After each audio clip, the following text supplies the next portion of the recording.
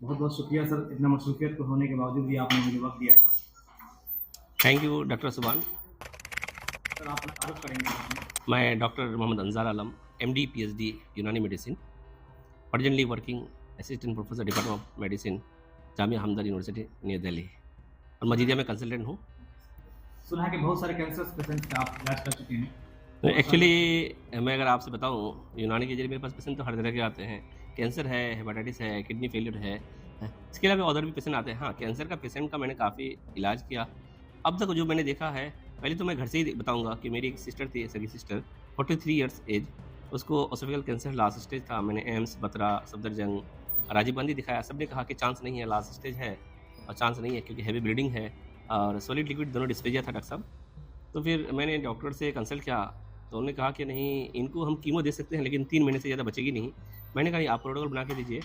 फिर क्या हुआ, उन्होंने प्रोटोकॉल बना के दिया। कीमो तो एक उनसे दिलवाया, 5 कीमो मैंने एक उनसे दिलवाया। उसके बाद जो है फिर एडजुवेंट थेरेपी यूनानी का दिया, और अभी मेरी बहन बिल्कुल ठीक हो गई है, ठीक है। और लास्ट स्टेज था, पूरे बॉडी में मेटास्टेसिस हो चुका था, और आज के दौर में देखा जाए बिल्कुल फिट है। जी। क्वेश्चन है कि कीमो के बारे में बताइए सर, कीमो कितने देना चाहिए, नहीं देना चाहिए? ये depend on oncologist, depend on types of cancer है ना, और हेल्थ कंडीशन ऑफ पेशेंट्स।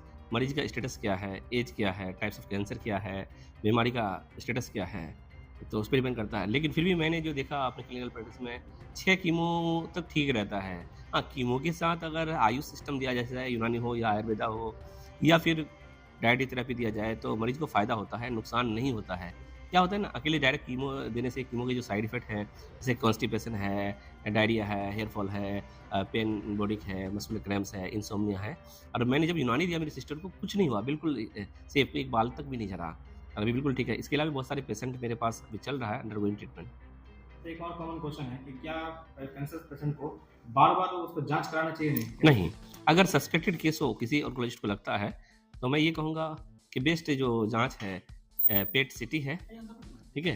पेट सीटी करा ले, और पेट सीटी के बाद तब डॉक्टर डिसाइड करे, सोचे, ठीक है? ये नहीं कि बायोप्सी कराए, ये कराए, उसके क्या होता है, पेशेंट मर जाता है।